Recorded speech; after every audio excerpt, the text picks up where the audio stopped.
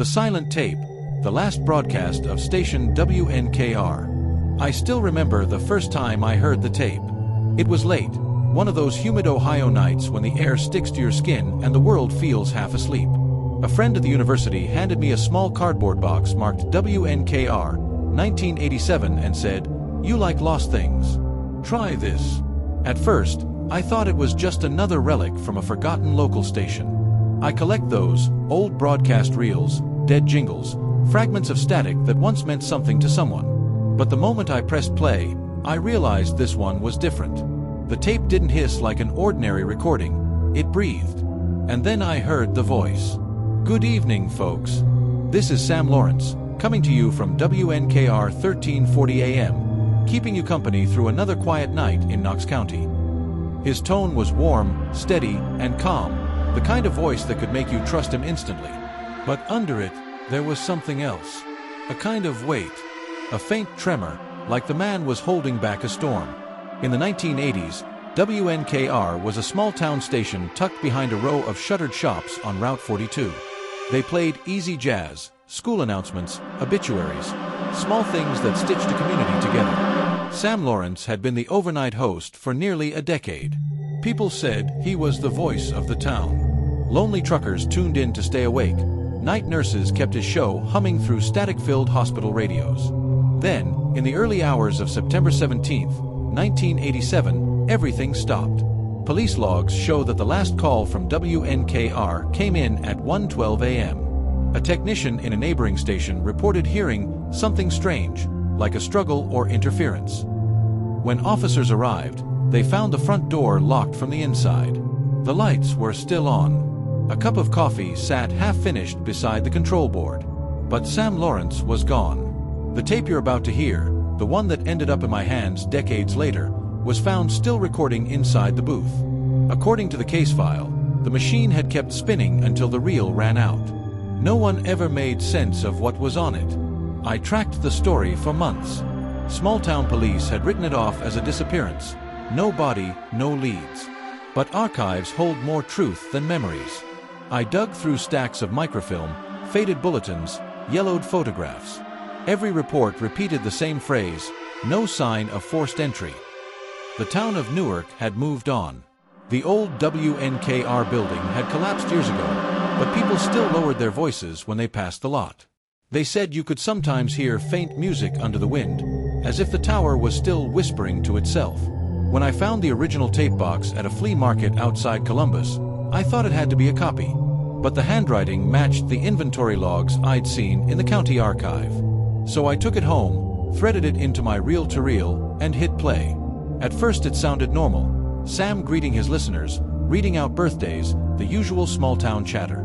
He played Blue Moon by Ella Fitzgerald, faded the track, and chuckled softly. Out there on Route 42 tonight, keep your eyes open. Fog's rolling in thicker than I've seen all year. Then there was silence. 20 seconds of it. You can hear him breathing, faint but steady. Paper rustles. A chair squeaks.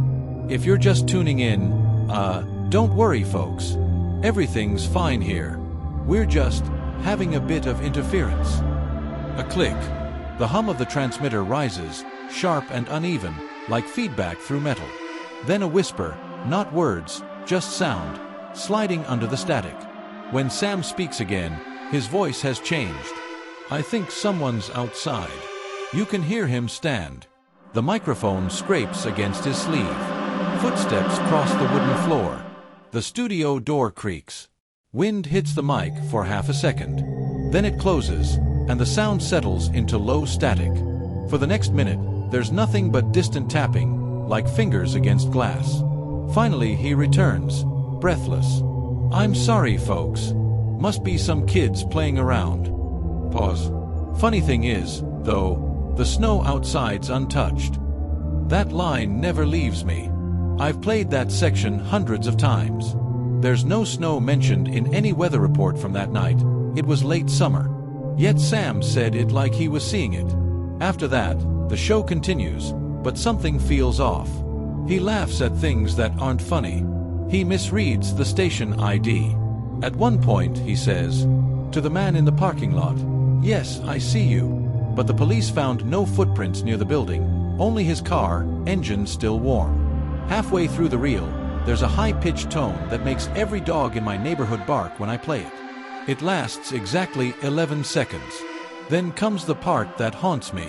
1:07 a.m. "All right, folks," Sam says softly, "we've got a special treat. A local recording just came in. Not sure who sent it, but let's give it a listen."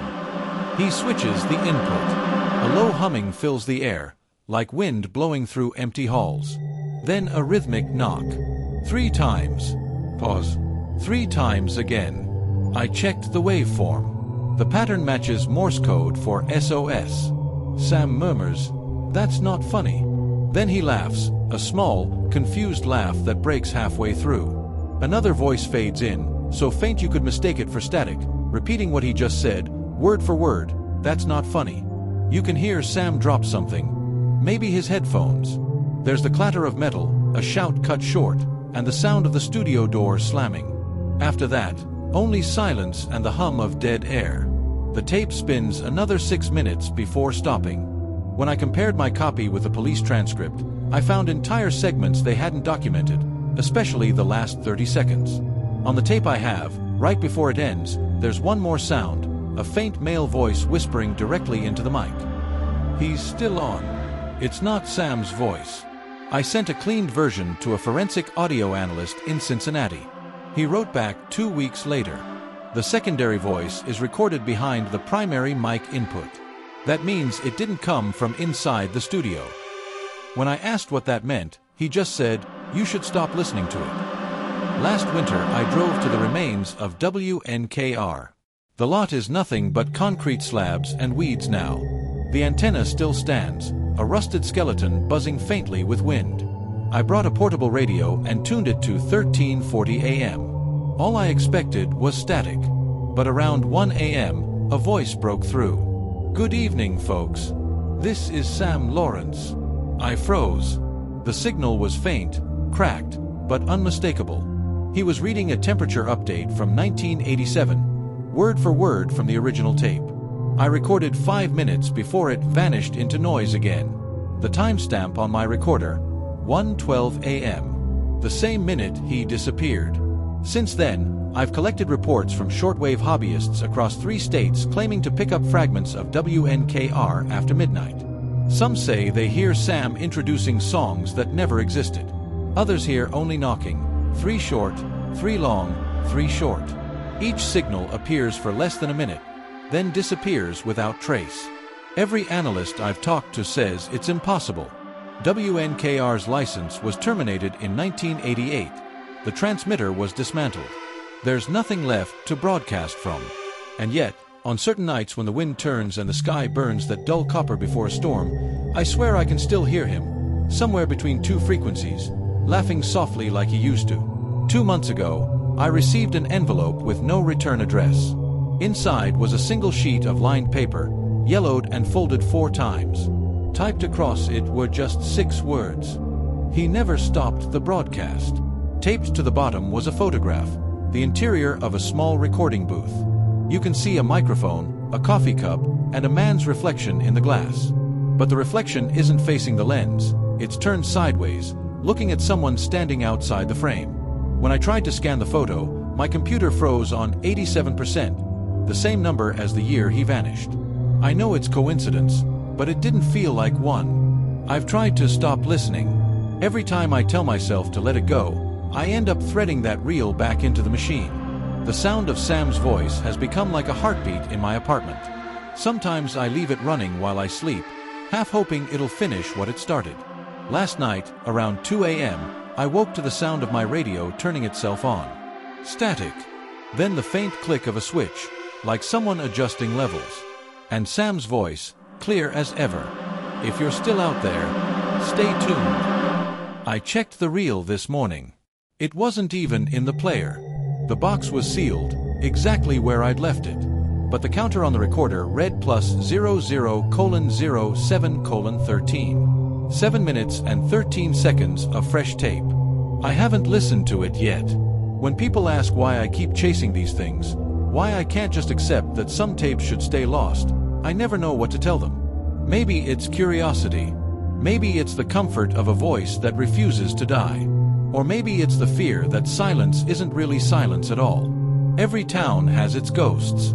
Some linger in old houses, some in photographs, and some, it seems, in the frequencies between stations, waiting for someone to tune in. If you ever find yourself driving down Route 42 late at night and your dial drifts to static, listen closely. If you hear a calm man say, "Good evening, folks," don't answer. Just keep driving. Because some broadcasts were never meant to end.